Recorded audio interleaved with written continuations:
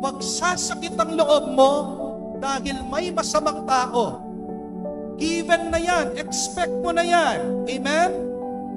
Pero kahit na masama ang iba, huwag kang magiging kabuka nila.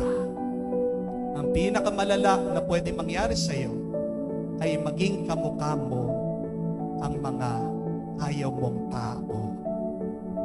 Warning sila sa iyo Babala sila. Kung ayaw mo sila, wag mo silang gagayahin.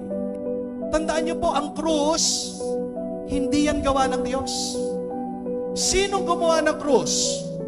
Ang tao. Bakit po ginawa ng taong krus? Sino mga sibilisasyon? Mga Romano. Ginawa ang krus bilang parusa sa mga kriminal. Kahit na yung mabuting tao, pinarusahan nila, sinaktan nila, yan ang katotohanan ng kasamaan.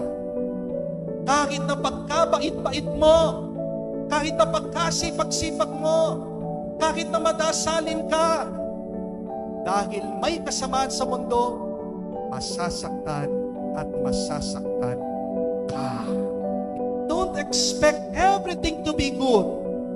Don't expect everything to be perfect.